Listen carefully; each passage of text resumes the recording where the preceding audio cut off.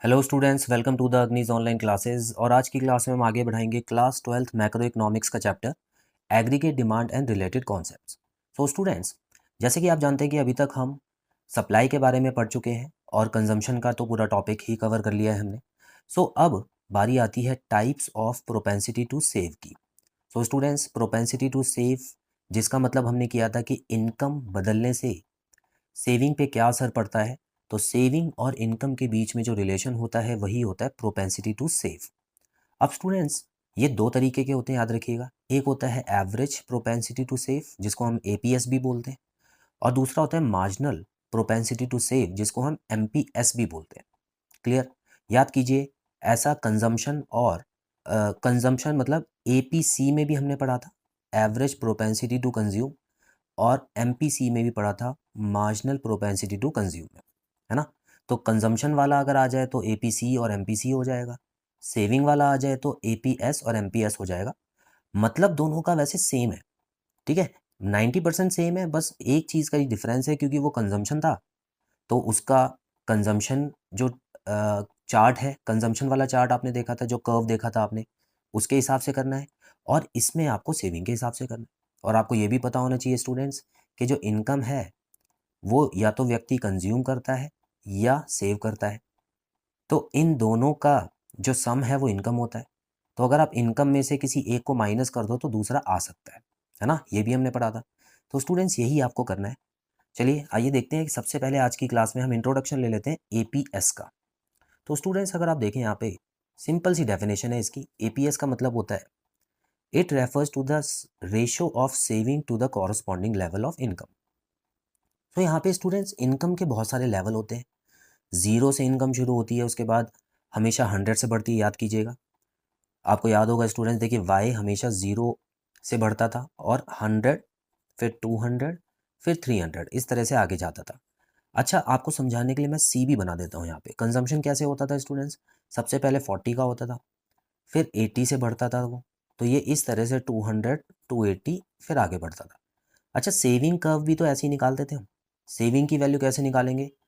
Y में से सी minus करेंगे, तो ये क्या हो गया, देखिए -40, उसके बाद -20, 0, उसके बाद 20। तो इस तरह से सेविंग होता था ना। तो अब आपको स्टूडेंट्स एपीएस को समझने के लिए बस इन दोनों को समझना है। कंजम्पशन को हटा दीजिए, ये तो सिर्फ आपको समझाने के लिए था, ठीक है। तो एपीएस को समझने के लिए आपको इनकम और सेविंग के बीच में जो रिलेशन है वही होता है एपीएस। तो अलग अलग लेवल पे अगर आप निकालना चाहते हैं तो आप किसी भी लेवल पे एपीएस निकाल सकते हैं। फॉर एग्जांपल, अगर पहले लेवल पे आप एपीएस निकालना चाहें तो देखिए कैसे आएगा। जितनी सेविंग है उसको ऊपर लिखिए, इनकम है उसको नीचे लिखिए। देखिए ये तो हो गया -40/0, है ना। अच्छा, नीचे 0 आता है तो क्या होता है, नॉट डिफाइंड होता है, तो इसका मतलब यहाँ पर तो आपको ये डैश डाल देना है। अगले स्टेप में क्या हो रहा है स्टूडेंट्स, देखिए -20 हो रहा है, और नीचे क्या लिखूंगा मैं, 100 लिखूंगा, तो इसका मतलब ये हो गया -0.2। तो इस तरह से आप एपीएस अलग अलग निकाल सकते हैं। क्लियर? आप चाहें तो थर्ड का भी निकाल सकते हैं, फोर का भी निकाल सकते हैं। तो लेकिन यहाँ पर आप बस इतना देखिए कि एपीएस जो है वो हमेशा बढ़ता रहेगा, क्योंकि देखिए जब भी इनकम बढ़ेगी तो एवरेज सेविंग बढ़ती ही रहती है। क्लियर है? तो इस तरह से स्टूडेंट्स आपको एपीएस का कॉन्सेप्ट समझना है। यहाँ पर आप बदलाव को नहीं देखेंगे, ठीक है। बदलाव क्या होता है, जैसे ये 100 हो गया और यहाँ पे कितने का बदलाव है, 20 का, फिर 20 का, फिर 20 का, तो ये तो हो गया चेंज। ये हम देखेंगे एमपीएस में आने वाली क्लासेस में। लेकिन अभी फिलहाल एपीएस को करते समय S/Y कर दीजिए। अच्छा, एपीसी का फॉर्मूला क्या था स्टूडेंट्स? C/Y था। तो उसमें आप इन दोनों को डिवाइड करके एपीसी निकाल लीजिए, और एपीएस निकालने के लिए एस और वाई को डिवाइड कर दीजिए। क्लियर है? हाँ, और भी कुछ फॉर्मूलेज हैं, जैसे कि एपीसी और एपीएस भी एक दूसरे से कनेक्ट करता है। कैसे? देखिए स्टूडेंट्स, एपीसी और एपीएस को अगर आप जोड़ देंगे ना तो हमेशा 1 आएगा। करके देख लीजिए। अब फॉर एग्जांपल देखिए, यहाँ पर देखिए, यहाँ पर आप देख सकते हैं कि ये 120 था, है ना। ये कंजम्पशन 120 था और इनकम कितनी थी, 100। तो इस वाले पॉइंट पे एपीसी कैसे निकलेगा? कंजम्पशन को ऊपर लिखिए, इनकम को नीचे लिखिए, तो ये क्या आ गया, 1.2 आ गया ना। अब एपीसी ये था और एपीएस ये था, इन दोनों को जोड़िए, कर लीजिए।